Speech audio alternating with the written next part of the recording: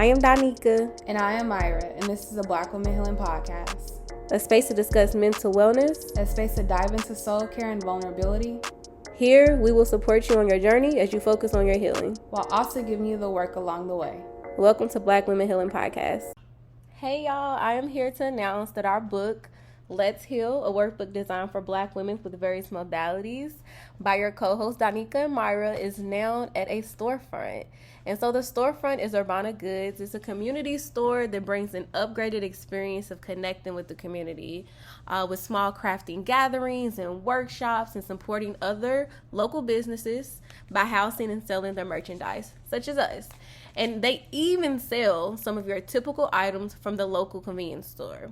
Like y'all, I literally bought some body butter, hair products, and a cute purse all from this store, just to give you a little example. So when you have some time, check out Urbana Goods. It's located in Gardena, California. The actual address is 1756 West El Segundo, Gardena, California, 90249. You can put it in your GPS, whatever you need to do, but go ahead and make your way there and check us out.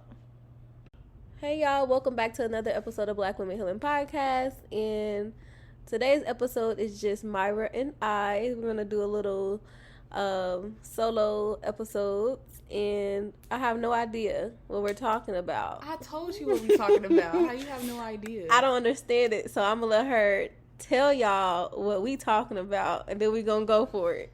Oh my gosh. So pretty much I asked her to think of to think of addictions that she has in her life. And when I say addictions, I mean like things that she does pretty often, and to identify what those things are and how her life would be different if she did not have them. Okay, so this is where we start talking about addictions versus like habits, habitual things, right? Break it down for the people. Okay. Break it down. So I'm thinking addiction is kind of like, I mean, how we have been taught about it. I think immediately when you think addiction, you think of like drugs and things like that, things that are like more harmful and almost feel like a disease. Like kind of like there's nothing you can do. Like it's literally you've tried these things versus I think habits are more like, not saying they're not difficult not to do, but you'll be okay if you don't. You're not like crying through all day if you can't watch TV or something, right? Does that kind of make sense? So now I think of it differently. I think of an addiction of something like you're always seeking out new ways to do it versus a habit is just something that you do without thinking of. So with an addiction, you think about it because it's like, I want to do this. I want to do this. Versus a habit is like you just engage in it and you do it. I think it's the opposite. Addiction is where you doing it and you're not even thinking of it. You're addicted to it, literally. Like if you have a withdrawal, you have to think about it. But you're addicted to it. Exactly, because you're so used to just doing it, though, if that makes sense. So, for instance... This is like messing up my brain. Oh, my gosh. It's late, y'all. It's late, too. So, excuse us. We just going off the top of the head with it. We just talking. And so, and like I said, usually you hear addiction more so when it comes to... Or even with food, right? You hear about it, too, with food. And so, if I am addicted to binging... A lot of times you hear about it just happens. It's not like it's... So that's not a habit? If it just happens? I think habits are intentional a lot of times. That's just like if I wake up and I make tea every morning, I don't think that's an addiction. I think it's a habit that I've created. So would the addiction be you need to have the caffeine of the tea?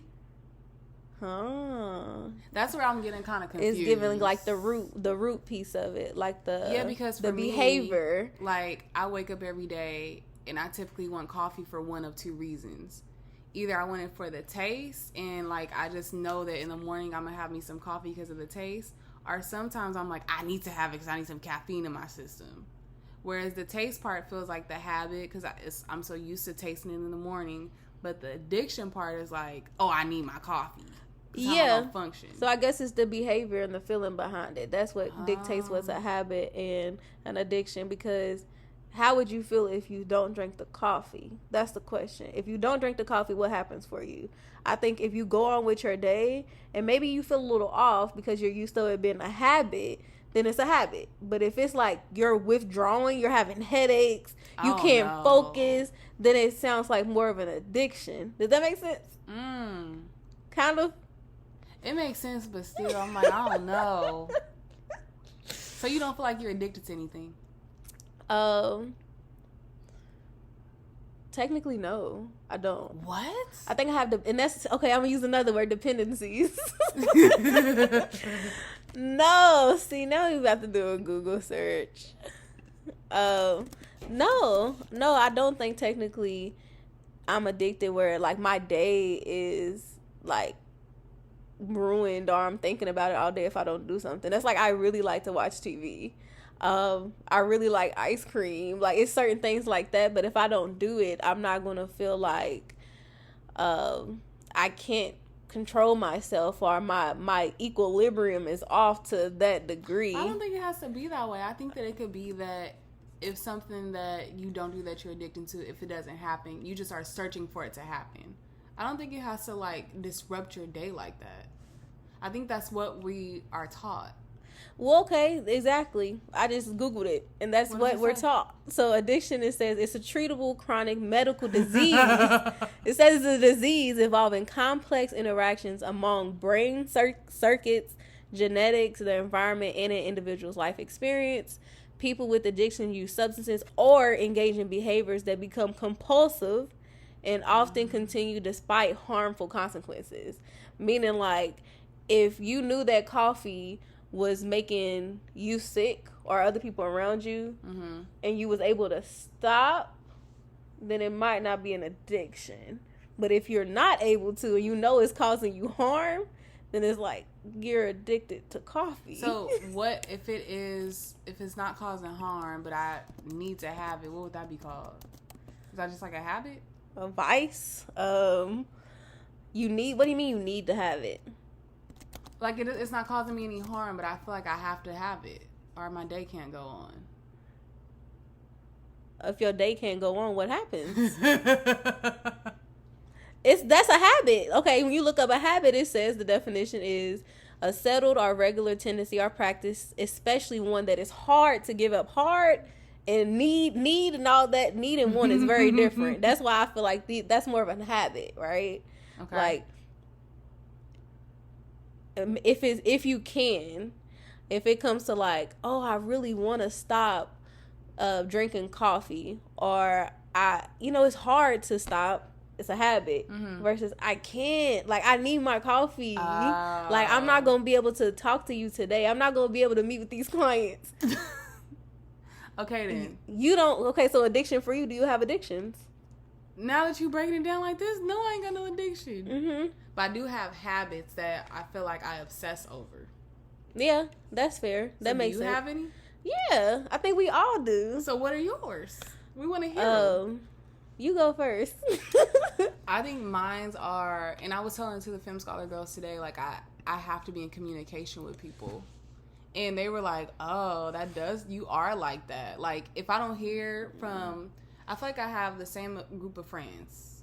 And so if I don't hear from these people within a certain amount of time, like, I'm going to text you and be like, hey, what's going on? Like, I feel like clockwork. If I don't hear from you in X amount of days, like, I'm going to call or text you and just be like, hey, what's going on? What's up? And sometimes people be like, nothing. I'm fine. But it's just, I feel like that's definitely like a habit that I have. Like, I have to be in communication with people. I'm not that friend where it's like, we go for months without talking and we the same.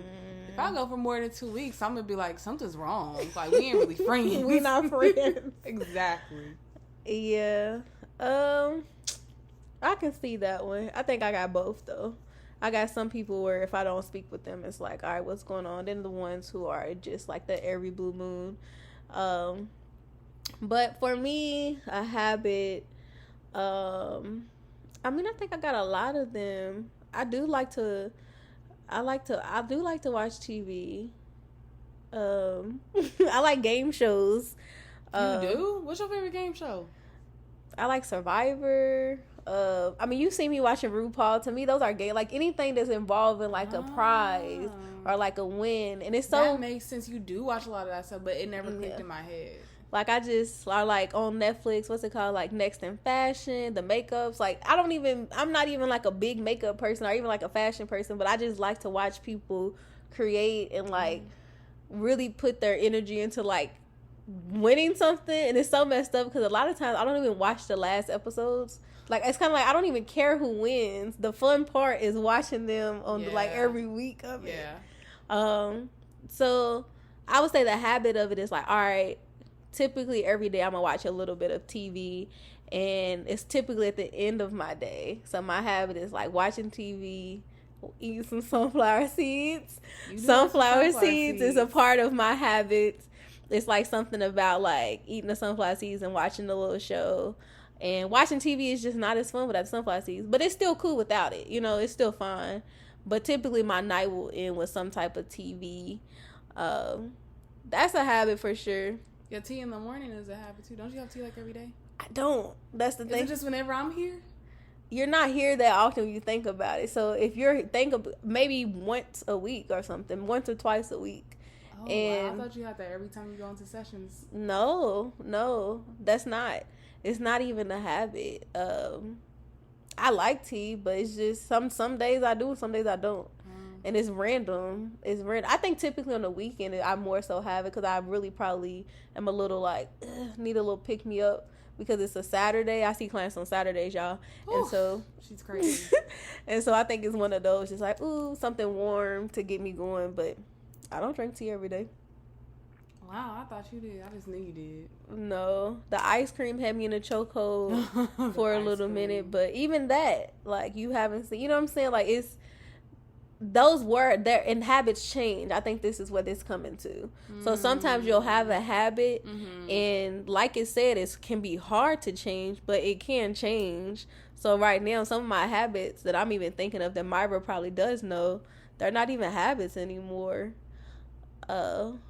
What do you feel like impacts the change of habits? Because I think for me, it's definitely, like, being in a relationship. Because before Isaac, I did not eat fast food like that. I ate salad every day, girl. Like, heavy on the vegetables, heavy on the smoothies. Like, didn't really turn on the TV. Oh yeah, my TV used to be, like, unplugged, basically. Yeah, you was not a TV person. Yeah. Definitely wasn't eating candy like that. Like, even now he still makes fun of me because he'll buy me a bag of candy and he like, how does it take you a week to eat that? That's so wild. Like, I don't eat stuff like that. And then for chips, did not eat chips until we started dating. Dang. And I still, even with a bag of chips, he's like, how does it take you that long to eat a bag of chips? It takes me a whole week. Because I'm like, those are not in my habits. But now I'm finding myself like, I gotta eat something that's some sugar every day. Like, really? Whether it's a cookie, a piece of ice cream, a piece of candy, cookies, some gum. Yeah, but I'm like, what happened? I was not like this before when I wasn't dating you. Yeah. But you shifted that. And I hadn't had soda. Now, here and there, I crave Dr. Pepper. Really? Like, what happened? Yeah, I don't think I've ever seen you drink pop. I don't. Oh, y'all my both goodness. say pop. That's hilarious. And they be saying cream pop. Cream pop. It's like Dr. Pepper or whatever. That's like a treat for them. It is good. They're big. Are your family? Do y'all make like the ice cream and the soda? Root float, like, but you can put any type of ice cream with the soda or the pop. Yeah, absolutely. That's big for them too. Yeah, fire. They stay drinking pop. Yeah, to be honest, I mean, thinking of pop growing up, like, it was one of those in my family where every meal type of thing, everybody got to have a pop. Like, it was like your meal doesn't feel as tasty, like it's not as satisfying until you got to have a pop. And so I stopped drinking pop it was my freshman year in undergrad. You know how it's a habit that you broke. Yep, it's a habit that I broke. And I was drinking pop every day with everything, and I gained like 20 pounds instead of the freshman 15. And one of the things that, like, the nutritionist person was like, you could, stop drinking juices and pops and stuff. And so it was my freshman year, and I don't drink juice, pop, none of that stuff for real. You will see it in my refrigerator forever. Yeah, you still got the Capri Suns. It's just not even, it don't even taste the same no more. It don't. But it was a habit that I did break. And it was, I don't know, I feel like it's so funny how sometimes in the moment it probably did feel hard, but looking back, I'm like, it wasn't even hard. Yeah. Like, Yeah. I want to go back to those old habits of like how I was a little bit more healthy. Yeah, you had some. That's the thing. You had good habits. So yeah, and then he came and broke them habits real fast. Yeah, I don't know with the relationship if I have any like new habits. I don't know. I feel like I need to do some self-evaluations. I gotta have more habits than watching TV and eating sunflower seeds now. I typically dancing is a habit. Like I feel like I have to dance. Even if I don't dance for a long time, when I say a long time, it could be like a week or two, then I'm gonna want to like find a dance class or something. Mm-hmm. Like I have to dance or move my body in some capacity, and usually something like fun. So I've done like kickboxing, or just like random like classes. I like classes. I don't like just going to the gym. Yeah. So I would say that's habit, and yeah, my body it'll start feeling funny if I don't have that stuff. Habit is getting my hair done. Like when I don't have my hair done, I feel funny too. I get my nails done. That's habit. If you see me, I typically will have my nails done.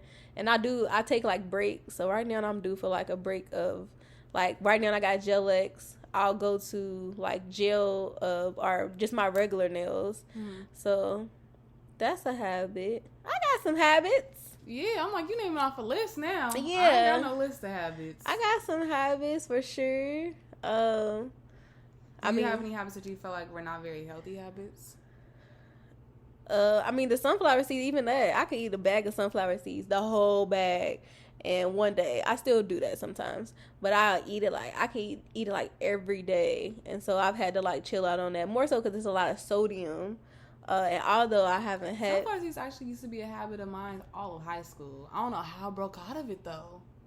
I don't know. Either. Yeah, because it's like I feel like sunflower seeds, it's like I feel like it's equivalent to smoking a cigarette. Yes, it's literally like a soothing thing because your mouth is moving, your hands, like you're doing something.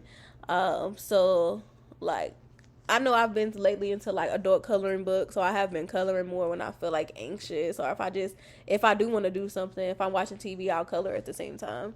And so that's a lot going on. Exactly. That's actually what helps my anxiety. If I utilize more than one like senses, then that actually typically helps me to calm down because there's so much going on. So for instance, if I'm washing dishes and listening to a podcast, my ears is working, I'm feeling this water, like that. So if I'm watching TV, my eyes and my ears are listening and watching, and then my hand is moving by coloring. And so okay, multitasking queen. Well, it's more so it's a coping skill. Yeah. It's a coping skill. Like I can't do anything. Like, it's hard for me to type notes and watch TV. I can't do that. Yeah, no, I can't either. But coloring is such a mindless activity that it just works. But, so, the sunflower seeds can be a little too habitual. And with the ice cream, it was a little too much, too. But, yeah, I feel like right now it's just making me think of how change happens so quick for us. So quick. And how the ability to be able to change in itself is, it's a blessing. I'm grateful to be able to even talk about this because now thinking of it, I know that a lot of people are not able to like make changes in their life so easily. So the fact that we even talking about this, and a lot of times we've been able to, like, that's gratitude in itself. Everybody can't do that. Yeah. But I think it makes me want to think of more conscious change. Because, like, even how I was, like, reflecting on, like, the unhealthy habits. And as you were sharing about, like, dancing, I used to go to yoga faithfully, like, every other day. In the gym, the opposite days. Now you catch me working out once a week. I was even running. But you walk every day. Barely. Sometimes I leave the house. You gotta pay me to leave. Who are you? Exactly. So I'm like, I need to make more conscious habits that are much better than this. I used to read all the time. Yeah. Like, you catch me with a new book now, I'll be reading the same book for months. But you have a lot of changes in your life. Yeah, but I feel like with that, I've adapted, so I can adapt back to who I want to be, too. Make it work. That is true. Yeah. I agree. Is there any, like, new habits that you want to form? I want to go to the gym every day, so I found a gym that has a daycare. So I'm gonna sign up for that. What about like new stuff you've never done? Meaning like you've done the gym before, right? Not every day.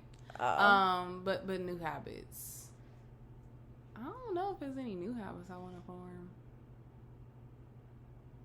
Yes, I do. I want to cut off on the phone before bed. What does that mean? Because I get on the phone before I go to bed, like before I actually fall asleep. And I'll just be scrolling away and like looking at videos, catching up on stuff. I'll be in bed. I'm that person. I lay under the covers, be crying, laughing because I just be catching up on stuff. I don't know why I feel like at nighttime everything be so funny. Like it just appears. And I feel like I laugh myself to sleep, literally. Like I'm like, oh, that was such a good laugh. I should probably go to sleep now. I most definitely, yeah. Because I be preaching to my clients. Your phone be on Do Not Disturb too, because I'll see it on like Instagram. You can tell it'll have like a little. Still be on I know you do, because I'll send you something. I'm thinking she ain't gonna see it till tomorrow, and then you'll reply. Yeah, and it's like you always send me the videos right as I check it, and then next thing I know, I be like scrolling through the people that you sent me because they be so funny. They be so funny. Instagram, all of that stuff is hilarious. That Twitter page. Because I don't have Twitter, but Twitter is hilarious. And I have a Twitter, so I'll be on there too. Oh my goodness. Yeah. So you want to cut down the screen time, because I preach to my clients, you should not use your phone an hour before bed. Meanwhile, my ass be laying in the bed. And it's funny because my guilty conscience, I'll be laying in the bed like, I told them they should be on their phone. And look at me up in here cackling, literally. Dang. I'm doing good with not using it first thing when I wake up in the morning. But at nighttime, I don't know what. I literally laugh myself to sleep. Like, I get so tired from dying laughing that I'd be like, oh, I can't stay up no more. So for the clients you tell to, like, reduce the screen time, what other, like, things are they talking about? Other options to do before sleep? Like, sleep time routines? What have we talked about? Like, focusing on their skincare routine, engaging. These are kids that I'm talking about. So doing something with their parent that feels good, whether it be like having a conversation, like a check-in, packing their school backpack for the next day. Okay. Things like that. And then I always tell my clients, do something that you know is a transition into bed. So my thing is always rub my feet with like lavender. Or like I always put it on my temples or something like that. And that's like my body sign to know like you're going to bed now. Yeah. So you need to have like a transition thing. So what's going to be yours? The lavender? I think I want to get back into it because I kind of stopped doing that. That was a good habit that I had. That was nice. So I'm going to go to Simply Wholesome and buy some more and rub myself down. That sounds so relaxing. Y'all, I'm about to go to sleep right now. Because the lavender in your feet, it sucks it up real good. Yes. And it really gets in your system. Oh, I want to do that. Okay. So, all right. I feel like, this episode, y'all, we just was talking. At least now I understand the difference between addictions and habits, because, I feel like I don't use those words. I feel like addiction just carries so much stigma to it. I feel like a lot of times I use the word dependency more than anything. And so, like, talking about addiction right now, so you're like, addiction? I ain't got no addiction. I ain't got none of that. But I do have habits, you know. Sorry, y'all. Now I just want to look at dependency. Oh my gosh. The phone addiction is real, and I think that's where I got the idea to ask about addictions, because I think about like people who just cannot put their phone down, like the people who text and drive, like the people who they're on their phone 24/7 to the point where it's like you talk to them, they don't hear nothing that you say. And I feel like that's causing issues in your life if you have to text and drive because it's so bad that you need to reply. This is true. And you're on your phone all the time. You do hear that too. You do hear phone addictions. I think but it's all the pieces of the context that you're saying behind it. Now I understand. Yeah, that makes it an addiction. If it's detrimental. It's an addiction, absolutely. Yeah. If you're sitting here about to get into a car accident because you're trying to check a status or something, baby, it ain't never that serious. You're addicted. You know what I'm saying? Then you're doing it over and over and over. That's why I have to delete my email off my phone, because I feel like I was like obsessing over it, because it was like I just had to check it. Wow. Where now it's not even on my phone, so it's like if you email me, I hope that I reply. I hope that I see it, and I hope that it's nothing urgent. Yeah, no. If you email is not, and people should know that. You know, email is not an urgent thing. 24 to 48 hours is my check-in time with email. If you want a quicker response, you're better off using my phone. Yeah. And even then, sending a text message. If you call me and leave a voicemail, 24 to 48 hours. Sheesh. So texting is the best. But yeah, thank goodness that phone hasn't got me as far as like the phone addiction is very real. You're definitely not somebody addicted to your phone at all.